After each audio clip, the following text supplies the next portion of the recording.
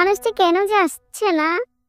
উফ, খিদেও অনেক লেগেছে, কিন্তু তাকে ফেলে কি করে যে খাবার খাই? আরে, তুমি এখনো না খেয়ে বসে আছো? তুমি জানো না আমার রাত হবে? আমার ফিরতে অনেক রাত হবে। তুমি ভাত খেয়ে নিবে সুন্দর করে। ভাত খেয়ে ঘুমিয়ে যাবে, বুঝেছো? কি বলেন? আপনি খাবেন না, আমি খেয়ে ঘুমিয়ে যাবো, এটা কথা? এটা কখনো হবে না। আপনি খাবেন আমার সাথে, একসাথে দুইজনেই খাবো। আগে কিভাবে খায় বলেন?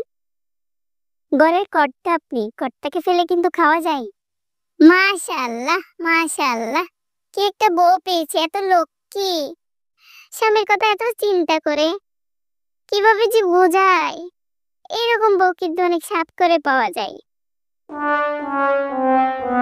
শুনছো? তুমি বাচ্চাদের একটু সামলাও, আমি ভাতগুলো খেয়ে নি। আমার খাওয়া শেষ হলে আমি বাচ্চাদেরকে নিব, তখন তুমি খেও।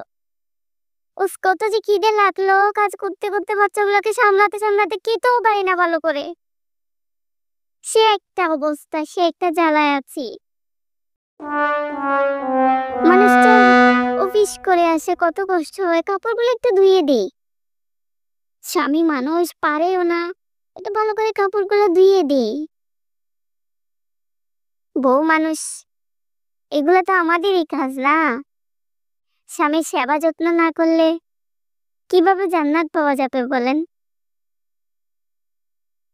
ভালো করে পরিষ্কার করে ধুতে হবে কিন্তু, নাইলে কিন্তু সে আবার রাগও করে, বলে তুমি কাপড় দিলে পরিষ্কার হয় না। শুনছো?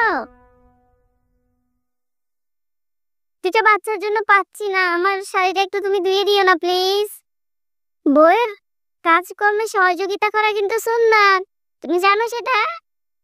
আমাদের নবীও কিন্তু এটা খুব পছন্দ করেন। একটু কাপড়টা, শাড়িটা ধুয়ে দিও, পারতেছি না।